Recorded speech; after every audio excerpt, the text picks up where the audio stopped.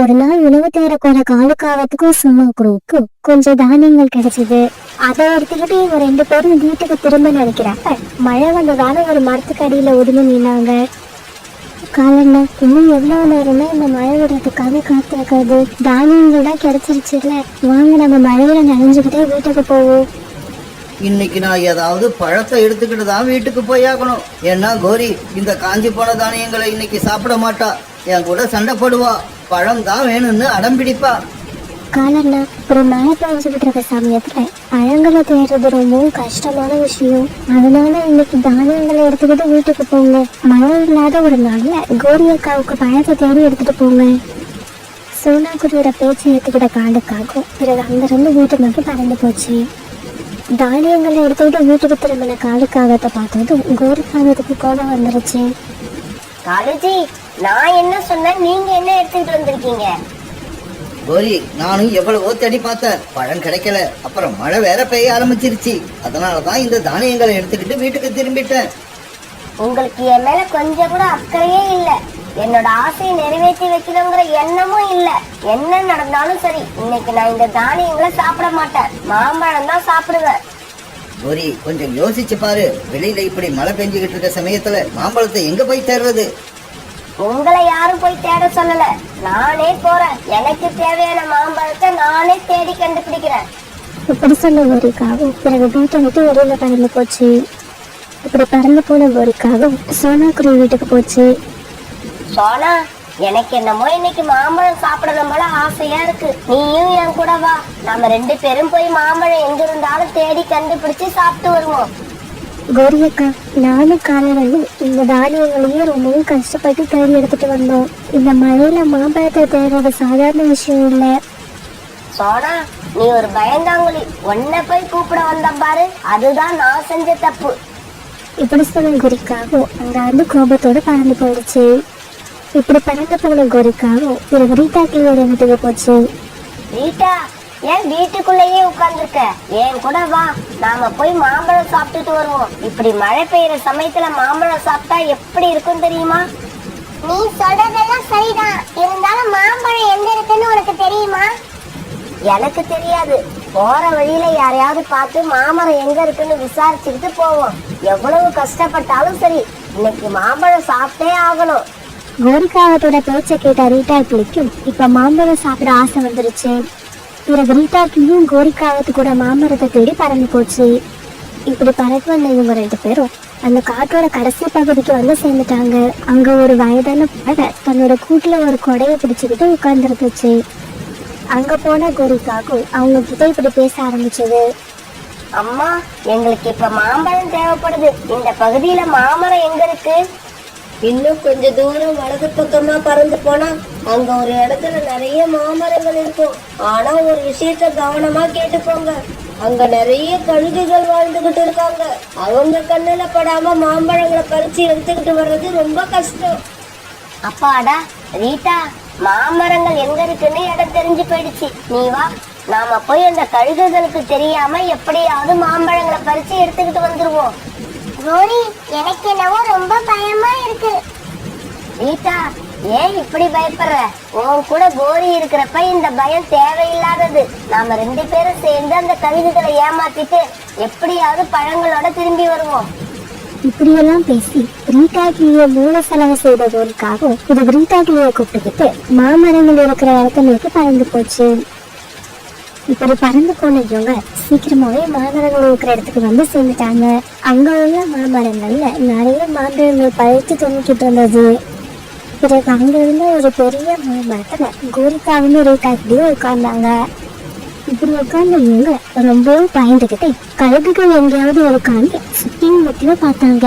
ஆனா இவங்க கண்ணுல எந்த கழுகும் தென்படல. எனக்கு என்னவோ அந்த வயதான பறவை கழுகுகள் இருக்குன்னு நம்மள தேவையில்லாம பயமுறுத்தி இருக்குன்னு நினைக்கிறேன். சரிவா, நாம சீக்கிரமா பழங்களை சாப்பிட்டு தேவையானதை எடுத்துக்கிட்டு இந்த இடத்த விட்டு கிளம்புவோம். இப்படி பேசிக்கிற கோரிக்காவும் ரீட்டா கிளியும் இப்ப மாம்பழங்களை சாப்பிட ஆரம்பிச்சாங்க. பழங்கள் ரொம்ப ருசியா இருந்ததால இவங்க 2 பேரும் மென்மறந்து அந்த பழங்களை சாப்பிட்டுக்கிட்டு இருந்தாங்க. அதனால அவங்க இடத்த நோக்கி பறந்து வந்துகிட்டு இருந்த 2 கழுகுகளை இவங்க கவனிக்கவே இல்லை. இவங்க அந்த கழுகுகளை கவனிக்காட்டி கூட அந்த கழுகுகள் இவங்க 2 பேரையும் கவனிச்சுட்டாங்க. உடனே வேகமா அந்த இடத்துக்கு பறந்து வந்தாங்க. இப்படி பறந்து வந்த கழுகுல கடைசி நேரத்துல பார்த்த ரீட்டாக்குள்ளி அந்த இடத்த விட்டு பறந்து போக அந்த கழுகுகள் 2 பேரும் கோரிக்காகத்தை பிடிச்சுக்கிட்டாங்க. என்னை விட்டுடுங்க, என்னை விட்டுடுங்க, என்னை விட்டுடுங்க. நல்ல நாள்லயே நமக்கு உணவு கிடைக்காது, இப்படி மழை பெய்யற சமயத்துலயா நமக்கு உணவு கிடைக்க போகுது அப்படின்னு நாங்க நினைச்சுக்கிட்டு இருந்த சமயத்துல அல்வா மாதிரி நீ மாட்டியிருக்க. உன்னை எப்படி நாங்க விட முடியும்? என்ன போக விடுங்க, எனக்கு பயமா இருக்கு, என்ன போக விடுங்க. எங்களோட இடத்துக்கு வந்து தைரியமா மாமரத்துல உள்ள பழங்களை சாப்பிடுற, அதுக்கெல்லாம் உனக்கு பயம் இல்ல? எங்களை பார்த்த உடனே பயம் வருதா? இந்த சமயத்துல இங்க இருந்து பறந்து போன ரீட்டாக்கிரி ஒரு மரத்துக்கு பின்னால மறைஞ்சிருந்து இங்க நடக்கிறது எல்லாத்தையும் பார்த்துக்கிட்டு இருந்தது. மண்டோதரி, என்ன வேடிக்கை பார்த்துக்கிட்டு இருக்க? அந்த காகத்தை தூக்கிக்கிட்டு வா, நாம வீட்டுக்கு போவோம். பிறகு அந்த கழுகுகள் 2 பேரும் கோரிக்காகத்தை தூக்கிட்டு பக்கத்துல தங்களுடைய வீட்டுக்கு பறந்து போனாங்க. இங்க பாருங்க, நீங்க 2 பேரும் விறகு எடுத்துக்கிட்டு வந்து அடுப்ப பத்த வைங்க, நான் போய் தக்காளியும் மிளகாயும் பறிச்சுக்கிட்டு வந்துடுறேன். அந்த கழுகு பேசுனது எல்லாம் கேட்டுட்டு கோரிக்காக இப்ப கண்ணீர் விட்டு அழுதுச்சு. இதுவெல்லாம் பார்த்த ரீட்டாக்கிரி உடனே அந்த இடத்த விட்டு பறந்து போச்சு. மழையில பறந்து போறது ரீட்டாக்கிரிக்கு கஷ்டமா தான் இருந்தது.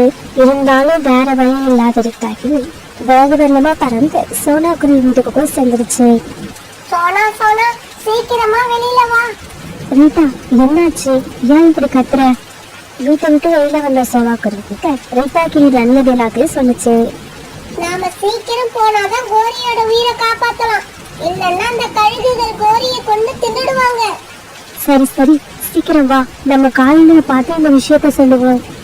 இப்படி பேசிக்கிட்டு அவங்க 2 பேரும் ஒரு காலக்காலத்தை பார்க்கறதுக்காக பறந்து போனாங்க.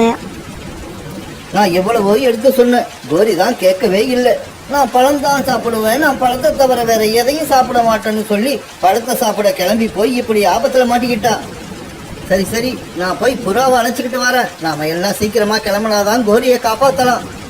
அப்பாடா, தக்காளி கிடைச்சிருச்சு. இதே மாதிரி கொஞ்சம் மிளகாயும் கிடைச்சிருச்சுன்னா சீக்கிரமா வீட்டுக்கு போயிடலாம். இப்படி நினைச்சா அந்த வயதான கழுகுக்கு சீக்கிரமாவே மிளகாயும் கிடைச்சிருச்சு. உடனே மிளகாயை பறிச்சு எடுத்துக்கிட்ட கழுகு அந்த இடத்த விட்டு பறந்து போச்சு. அந்த வயதான கழுகு அந்த இடத்துக்கு போய் சேரல. மீதி 2 கழுகுகளும் விறகுகளை எடுத்துக்கிட்டு வந்து அடுப்பை பார்த்து வச்சு அதுல தண்ணீர் சுர வச்சுக்கிட்டு இருந்தாங்க. கோரிக்காகத்தை இந்த கழுகுகள் ஒரு மரத்துல கட்டி போட்டு இருந்தாங்க.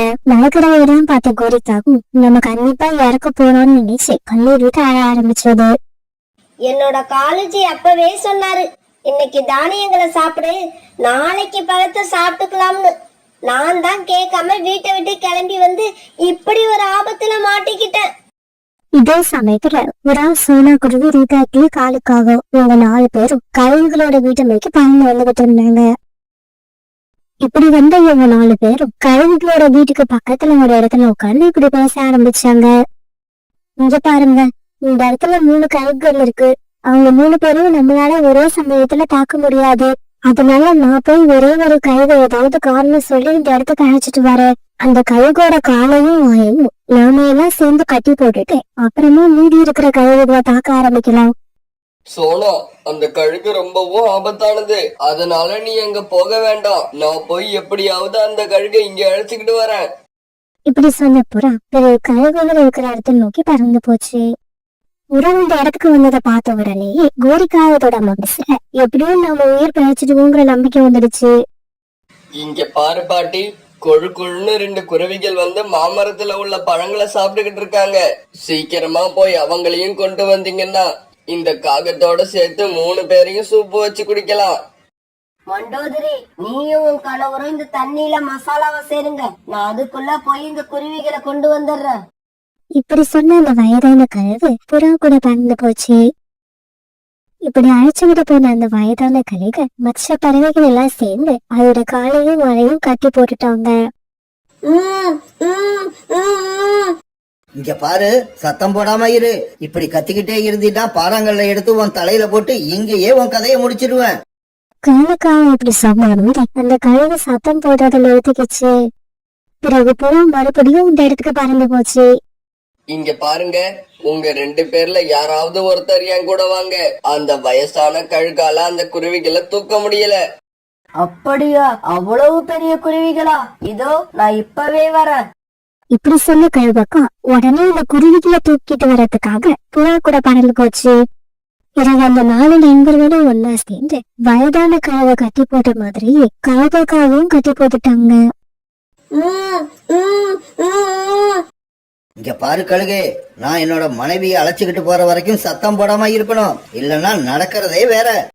இங்க பாருங்க, இப்ப அந்த இடத்துல ஒரே ஒரு கழுகுதான் இருக்கு. அத நாம எல்லாரும் சேர்ந்து ஈஸியா சமாளிச்சிடலாம். பிறகு நண்பர்கள் 4 பேரும் கோரிக்காவை இருக்கிற இடத்துக்கு பறந்து போனாங்க. அங்க போன ரீட்டாக்கி கோரிக்காவும் கட்டி இருந்த கை தாவத்தை விட மற்ற நண்பர்கள் 3 பேரும் சேர்ந்து அந்த கையை தாக்க ஆரம்பிச்சாங்க. இப்படி நண்பர்கள் 3 பேரும் ஒன்னா சேர்ந்து அடிச்சதால அந்த அடிய தாவியம் முடியாத அந்த கண்ணுக்கு மயக்கமாயி கீழே வந்தது. உடனே நண்பர்கள் 4 பேரும் கோரிக்காவத்தை பொத்துக்கிட்டு அந்த இடத்த விட்டு பறந்து போனாங்க. இப்படி பறந்து வந்த இவங்க எல்லாரும் தங்களுடைய காட்டு பகுதிக்கு வந்ததுக்கு அப்புறம் ஒரு இடத்துல உட்கார்ந்து நிம்மதி பெருமிச்சு விட்டாங்க. ரீட்டா, நீ என்னை விட்டு தப்பிச்சு போனதும் உன் மேல எனக்கு கோவமா வந்தது. ஆனா நீதான் நான் கழுகுகள் கிட்ட மாட்டிக்கிட்டு இருக்கிற விஷயத்த மத்த பறவைகள் கிட்ட போய் சொல்லி என்னோட உயிரை காப்பாத்தி இருக்க. ஆமா ஆமா, ரீட்டா மட்டும் வந்து சொல்லலன்னா இந்நேரம் கோரிய சூப்பு வச்சு குடிச்சிருப்பாங்க. ஒருவேளை அப்படி நடந்திருந்தா கூட எது நடந்தாலும் நன்மைக்குன்னு நினைச்சு நானும் அதை சந்தோஷமா ஏத்துக்கிட்டு இருப்பேன். காலுஜி, இப்ப உங்களை என்ன பண்றேன்னு பாருங்க. இப்படி சொன்ன கோரிக்காகவும் காலுக்காகத்தை அடிக்க பாஞ்சு போக அதை பார்த்த காலுக்காகவும் அங்கிருந்து தப்பிச்சு பறந்து போச்சு. கோரியும் விடாம காலுக்காக பின்னாடியே பறந்து போச்சு. காலுஜி, இந்த மாதிரி பறந்து போகாதீங்க. மரியாதையா நின்னு என்கிட்ட 2 அடி வாங்கிக்கோங்க. உங்களை நான் ஒன்னும் செய்ய மாட்டேன். இதெல்லாம் பார்த்த பறவைகள் எல்லாரும் வாய் விட்டு சிரிக்க ஆரம்பிச்சாங்க. அம்மா, உங்களுக்கு வெயில் காலம் பிடிக்குமா குளிர் காலம் பிடிக்குமா? எனக்கு வெயில் காலம் தான் பிடிக்கும்.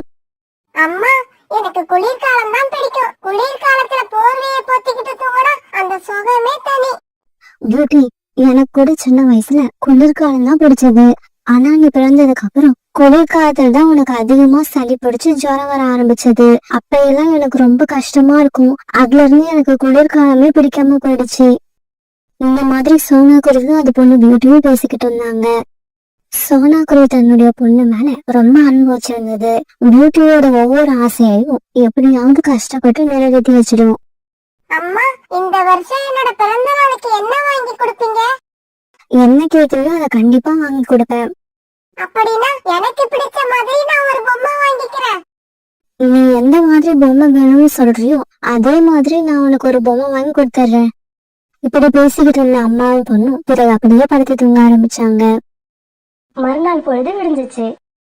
மறுநாள் காலையில சோனா குருவி வீட்டை விட்டு கிளம்பி வெளியில வந்தது. இப்படி பறந்து வந்த சோனா குருவி அது வேலை செய்யற ரீட்டாவோட வீட்டுக்கு போச்சு. இங்க பாரு சோனா, இன்னைக்கு 50 செட்டு வளையல் எடுத்து கொடுத்திருக்கேன். இதை எடுத்துக்கிட்டு போய் வித்துட்டு வா. ஆனா நேத்து மாதிரி வளையல் உடைஞ்சிடுச்சுன்னு சொல்லிட்டு வராத. ரீட்டா, உண்மையிலேயே சொல்றேன், அந்த வளையல நான் உடைக்கல, அது ஏற்கனவே உடைஞ்சுதான் இருந்தது. சரி, எப்படியோ தப்பு ஏன் மேலேயே இருக்கட்டும். ஆனா இன்னைக்கு நான் எல்லா வளையல்களையும் பார்த்து பார்த்து தான் வச்சிருக்கேன். எல்லா வளையலும் நல்லா தான் இருக்கு, எதுவுமே உடையல. பிறகு அந்த வளையல் கூடவை தூக்கிட்டு சோனா குருவி வியாபாரத்துக்கு கிளம்புச்சு. வளையல் வாங்குங்கம்மா வளையல், வளையல் வாங்குங்கம்மா வளையல், வளையல் வாங்குங்கம்மா வளையல். சோனா குருவி இப்படி வளையல் வியாபாரம் பண்ணிக்கிட்டு போறாங்க. ஒரு இடத்துல நெருப்பு மூட்டி குளிர் காஞ்சிக்கிட்டு வந்த காலுக்காகவும் கோரிக்காகவும் பாத்துட்டாங்க. காலுஜி, சோனா வளையல் வியாபாரம் பண்ணிட்டு போகுது, அத கூப்பிடுங்க. கோரி, நம்ம கையில இப்ப 10 ரூபாய் கூட இல்ல, அப்புறம் எதுக்காக வளையல் வித்துக்கிட்டு போற சோனாவை கூப்பிட சொல்ற? காலுஜி, நம்ம கையில காசு இல்லாட்டி என்ன, எனக்கு ரொம்ப போர் அடிக்குது. அதனால அந்த சோனாவை கூப்பிட்டு கொஞ்ச நேரம் அதுகிட்ட ஏதாவது எடக்கு மடக்கா பேசி டைம் பாஸ் பண்ணலாம். இதுவும் நல்ல ஐடியா தான். இதோ இப்பவே கூப்பிடுறேன். சோனா, சோனா, வளையலை எடுத்துக்கிட்டு சீக்கிரமா இங்க வா. காலுக்காக இப்படி கூப்பிட்ட உடனே சோனா குருவி அங்க வந்துச்சு. சோனா, நல்ல வளையல ஒரு 4 செட்டு வளையல் எடுத்து கொடு. கோரிக்காக இப்படி கேட்டதும் சோனா குருவியும் வளையல எடுத்து கொடுத்துச்சு. வளையல சோனா குருவி கொடுக்கும் போது அதை வாங்க போன கோரிக்காகவும் திடீர்னு ரெக்கைய பின்னாடி ஏத்ததால எல்லா வளையல்களும் கீழே இருந்து உடைஞ்சு போயிடுச்சு. அத பார்த்து சோனா குருவிக்கு கோபம் வந்துருச்சு. அதே சமயம் சோனா குருவி கண்ணுல கண்ணீரும் வந்துருச்சு. உடனே அழுதுகிட்டே இப்படி பேச ஆரம்பிச்சது. கோரி அக்கா, ஏன் இப்படி இருக்கீங்க? உங்களால இப்ப இவ்வளவு வளையலும் கீழே விழு உடைஞ்சு போச்சு. இங்க பாரு சோனா, வளையல் உடைஞ்சதுக்கு நான் காரணம்னு சொன்னா எனக்கு கெட்ட கோபம் வரும். உன் கையில இருந்து நான் வளையல வாங்கவே இல்ல. நான் வாங்கறதுக்கு முன்னாடியே அது கீழே விழுந்து உடைஞ்சு போச்சு. இல்ல, வளையல் உடைஞ்சதுக்கு காரணம் நீங்கதான். வளையல வாங்குற மாதிரி ரக்கைய நீட்டி நான் கொடுக்கறப்ப ரக்கைய எழுத்துக்கிட்டீங்க. அப்ப நான் வேணும்னே உன்னோட வளையல உடைச்சேன்னு சொல்றியா? ஆமா, நீங்க வேணும்னுதான் என்னோட வளையல உடைச்சீங்க. சோனா சோனா, நீ அழுதனா ரொம்ப அழகா இருக்க. எங்க எங்க இன்னும் கொஞ்சம் அழுது காட்டு. கோரி அக்கா, அடுத்தவங்க அழுறத பார்த்து அதுல சந்தோஷப்படாதீங்க. அப்புறம் கடைசியா நீங்களே அழ வேண்டி வரும். நீங்க உடைச்ச வளையலுக்கு உண்டான பணத்தை கொடுத்துருங்க. கோரி பாத்தியா, இந்த சோனா நமக்கே சாபம் விடுது. கழுஜி, சோனாவே அது வாயால வளையல நாம வேணும்னே உடைச்சிட்டோம்னு சொல்லுது. அப்புறம் ஏன் இன்னும் என்ன வேடிக்கை பார்த்துக்கிட்டு இருக்கீங்க? இந்த கூடையில உள்ள எல்லா வளையல்களையும் வேணும்னே உடைச்சிடுங்க. கோரி இப்படி சொன்ன உடனே காலுக்காக ஒரு கம்பை எடுத்து கூடையில இருந்த எல்லா வளையல்களையும் அடிச்சு உடைச்சிடுச்சு. இத பார்த்த சோனா ரொம்ப வேகமா அழ ஆரம்பிச்சது. சோனா, இப்ப அழுது என்ன புண்ணியம்? நான் சொன்னப்பவே இந்த மாதிரி அழுது காட்டியிருந்தேன்னா கூடையில இருந்த வளையலாவது உடையாம இருந்திருக்கும். கோரி வா, நாம வீட்டுக்கு போவோம். சோனா கிட்ட விளையாண்டது போதும், எனக்கு போர் அடிக்குது. காலுக்காக இப்படி சொன்னதும் பிறகு 2 பேரும் தங்களோட வீட்டை நோக்கி பயணம் போனாங்க. எல்லா வேலையும் உழைச்சிட்டு இந்த காவல் எந்த கவலையும் இல்லாம அவங்களோட வீட்டுக்கு போயிட்டாங்க. நான் எங்க போறது? ரீட்டா இதுக்கு மேல என்ன வேலைக்கு வச்சுக்காது, வேலையை விட்டு எடுத்துடும். பிறகு சோனா குருவி காலி கூடையை தூக்கிட்டு ரீட்டா கிளியோட வீட்டுக்கு போச்சு. சோனா, இன்னைக்கு நீ சீக்கிரமா எல்லா வளையல்களையும் வித்துட்டு வந்துட்ட. இது எனக்கு ரொம்ப ஆச்சரியமா இருக்கு. ரீட்டா, என்ன மன்னிச்சுட்டு காலுக்காகவும் கோரிக்காகவும் சேர்ந்து என் கூடையில இருந்த எல்லா வளையல்களையும் உடைச்சிட்டாங்க. சோனா குருவி இப்படி சொன்னதும் ரீட்டா கிளி தன்னோட தலையில கைய வச்சுக்குச்சு. கடவுள் எனக்கு சோதனையை கொடுக்கலாம், ஆனா இப்படி தொடர்ந்து கொடுக்க கூடாது. சோனா, தயவு செஞ்சு என்ன மன்னிச்சிடு. நாளையில இருந்து நீ வேலைக்கு வராத. நேத்து என்னோட வீட்டுக்காரர் என்ன அப்படி திட்டினாரு. இதுக்கு அப்புறமும் உன்னை நான் வேலையில வச்சிருந்தேன்னா என்னையும் வீட்டை விட்டு வெளியே விரட்டிடுவாரு. பிறகு சோனா குருவி கனத்த மனசோட தன்னோட வீட்டுக்கு பறந்து போச்சு. அம்மா, என்னோட பிறந்த நாளுக்கு இந்த தடவை கண்டிப்பா பொம்மை வாங்கி கொடுப்பீங்கல்ல? என்ன பியூட்டி இப்படி கேட்டுட்ட? இந்த பிறந்த நாளுக்கு உனக்கு கண்டிப்பா பொம்மை வாங்கி கொடுப்பேன். இத கேட்டுட்டு பியூட்டி ரொம்ப சந்தோஷமாயிருச்சு. கடவுளே, நாளைக்கு எனக்கு ஏதாவது வேலை கிடைச்சிடணும். அப்பதான் என் குழந்தையோட ஆசையை என்னால நிறைவேற்ற முடியும். மறுநாள் பொழுது விடிஞ்சிச்சு. வேலை தேடி போன சோனா குருவிக்கு அன்னைக்கு எங்கேயுமே வேலை கிடைக்கல. இப்படியே பறந்து போன சோனா குருவி பிறகு ஒரு இடத்துல உட்கார்ந்து தன்னுடைய நிலைமையை நினைச்சு அழ ஆரம்பிச்சது. அந்த சமயத்துல யாரோ கத்துற சத்தம் கேட்டது. என்ன பாருங்க, என்ன பாருங்க, என்னை எடுத்துக்கிட்டு போங்க, என்னை எடுத்துக்கிட்டு போங்க. இந்த சத்தத்தை கேட்ட சோனா குருவி ஆச்சரியம் ஆயிடுச்சு. என்ன இது? யார் இப்படி சத்தம் போடுறது? இவங்க சத்தம் போடுறது வித்தியாசமா இருக்கு. இப்படி நினைச்சு சோனா குருவி பிறகு சத்தம் வந்த திசையை நோக்கி பறந்து போச்சு. சோனா குருவி சத்தம் வந்த இடத்துக்கு போனப்ப ஒரு புதர் செடிக்குள்ள இருந்துதான் இந்த மாதிரி சத்தம் வந்துகிட்டு இருந்தது. என்ன பாருங்க, என்ன பாருங்க, என்னை எடுத்துக்கிட்டு போங்க, என்னை எடுத்துக்கிட்டு போங்க. யார் உள்ள இருக்கிறது? உங்களுக்கு என்னாச்சு? ஏன் இப்படி சத்தம் போடுறீங்க? சோனா குருவி இப்படி கேட்டதுக்கு எந்த பதிலும் வரவே இல்லை. உடனே சோனா குருவி மெதுவா அந்த புதர் செடியை விலக்கி அதுக்குள்ள யார் இருக்காங்கன்னு எட்டி பார்த்தது. இப்படி எட்டி பார்த்த சோனா குருவி அதிர்ச்சி ஆயிடுச்சு. ஏன்னா அந்த புதர் செடிகளுக்கு நடுவுல ஒரு மரப்பெட்டியில நிறைய தங்க நாணயங்கள் இருந்தது. அந்த தங்க நாணயங்கள்ல இருந்து பிரகாசமான வெளிச்சம் வந்துகிட்டு இருந்தது. அதுல இருந்து வந்து வெளிச்சம் ரொம்பவும் பிரகாசமா இருந்தால சோனா குருவி அந்த பெட்டியை வெளியில எடுத்து முடியால மூடிடுச்சு. இந்த பெட்டியில நிறைய தங்க காசுகள் இருக்கு. அப்புறம் என்ன பாருங்க, என்ன எடுத்துட்டு போங்கன்னு சொன்னது யாரா இருக்கும்? ஒருவேளை இந்த பெட்டி தான் சொல்லி இருக்குமோ? எனக்கு ஒரே குழப்பமா இருக்கு. இப்ப அந்த பெட்டியை என்ன பண்றதுன்னே தெரியல. குருவி, என்ன நினைச்சு ரொம்ப யோசிக்காத. நான் உனக்காகவே உருவாக்கப்பட்டிருக்கேன். என்னை எடுத்துக்கிட்டு போ. இது வரைக்கும் எப்படி நேர்மையா இருந்தியோ அதே மாதிரி இதுக்கப்புறமும் இரு. இந்த உலகத்துல பணம் வந்ததுக்கு அப்புறம் உனத்தை மாத்திக்கிறவங்க நிறைய பேர் இருக்காங்க. நீ அந்த மாதிரி மாறிடாத. என்ன வச்சு இந்த உலகத்துல உன்ன மாதிரி நேர்மையாவும் ஏழையாவும் உள்ள பறவைகளுக்கு உதவி பண்ண. அப்படின்னா நீ எப்பவும் என் கூடவே இருப்பியா? ஆமா, உன் கூடவே இருப்ப, அல்ல அல்ல குறைய மாட்டேன். ஆனா எப்பவாவது உனக்கு பேராசை வந்துச்சுன்னா நான் உன்னை விட்டு போயிடுவேன். பிறகு சோனா குருவி அந்த பெட்டியை தூக்கிட்டு ரொம்ப சந்தோஷமா தன்னோட வீட்டுக்கு போச்சு. அம்மா, இந்த மரப்பெட்டி ஏது? இதுக்குள்ள என்ன இருக்கு? பியூட்டி, இந்த மரப்பெட்டிக்குள்ள நம்மளோட எதிர்காலம் மட்டும் இல்ல, நம்மள மாதிரி இன்னும் எத்தனையோ ஏழைகளோட எதிர்காலம் இருக்கு. இப்படியே சில நாட்கள் நகர்ந்துச்சு. சோனா குருவி அந்த காட்டுக்குள்ள உள்ள நிறைய ஏழை பறவைகளுக்கு இப்ப உதவி செய்ய ஆரம்பிச்சது. வீடு இல்லாம தவிச்ச ரோனி குருவிக்கு வீடு கட்ட உதவி பண்ணுச்சு. தன்னோட குழந்தைக்கு ஸ்கூல் ஃபீஸ் கட்ட முடியாம கஷ்டப்பட்ட ராணிபுராவோட பையனுக்கு ஸ்கூல் ஃபீஸ் கட்டுச்சு. சோனா குருவி இப்படி எல்லாருக்கும் நிறைய உதவி பண்ணனால அதுக்கு ரொம்ப நல்ல பேர் கிடைச்சது. எல்லாரும் சோனா குருவி வாயார வாழ்த்துனாங்க. இதே சமயம் ஒரு விபத்துல சிக்கின காலுக்காகவும் ரொம்ப நாளா பழனி டாக்டர் ஹாஸ்பிட்டல்ல இருந்தது. இங்க பாரு கோரி, நான் சொன்ன பணத்தை ரெடி பண்ணி கொண்டு வந்தா தூரமா உள்ள காட்டுல இருந்து அந்த டாக்டரை வர வச்சு என்னால காலுக்கு ஆபரேஷன் பண்ண முடியும். நீ இப்படி அழுதுகிட்டே இருந்தா எதுவும் ஆக போறது இல்ல. சீக்கிரமா போய் எப்படியாவது பணத்தை ரெடி பண்ற வழிய பாரு. கோரிக்காக யார் யார்கிட்டயோ போய் பணம் கேட்டு பார்த்தது, ஆனா யாருமே கொடுக்கல. இங்க பாரு கோரி, நீ கேக்குற அளவுக்கு பணம் கொடுத்து உனக்கு யாரும் உதவி பண்ண போறதில்ல. ஏன்னா அந்த அளவுக்கு பணம் இந்த காட்டுல யார்கிட்டயுமே கிடையாது. உன்னோட கணவர் கால் உயிர் பிழைக்கிறதுக்கு ஒரே ஒரு வழிதான் இருக்கு. நேரா சோனா குருவி கிட்ட போய் உன்னோட நிலைமைய சொல்லி அழு. அது உனக்கு கண்டிப்பா உதவி பண்ணும். இல்ல புறா, சோனாவை பத்தி நினைக்கிறதுக்கே எனக்கு வெக்கமா இருக்கு. ஏன்னா என் கணவர் நல்லா இருக்கிறப்ப நானும் அவரும் சேர்ந்து சோனாவை படாத பாடுபடுத்தி இருக்கிறோம். இப்ப நான் போய் உதவி கேட்டேன்னா சோனா எங்களுக்கு கண்டிப்பா உதவி பண்ணாது. சோனான்னு இல்ல, இந்த இடத்துல யாரு இருந்தாலும் கண்டிப்பா உதவி பண்ண மாட்டாங்க. கோரி, நீ எல்லாரையும் மாதிரி சோனாவை நினைக்காத. அதோட குணமே வேற. தனக்கு கெடுதல் செஞ்சவங்களுக்கு கூட நல்லது நினைக்கிறது தான் சோனாவோட குணம். இவங்க இப்படி பேசிக்கிட்டு இருக்கப்ப சோனா குருவி அங்க வந்துடுச்சு. கோரி அக்கா, நீங்க எங்க இருக்கீங்களா? நான் உங்களை எங்கெல்லாம் தேடுறது? சீக்கிரமா ஹாஸ்பிட்டலுக்கு போங்க. காலனோட சிகிச்சைக்கு தேவையான பணத்தை நான் பருமி டாக்டர் கிட்ட கொடுத்துட்டேன். இன்னைக்கு ராத்திரி ஆபரேஷன் பண்ணணும்னு பருமி டாக்டர் சொல்லிருக்காங்க. சோனா குருவி சொன்னது கோரிக்காகத்தால நம்ப முடியல.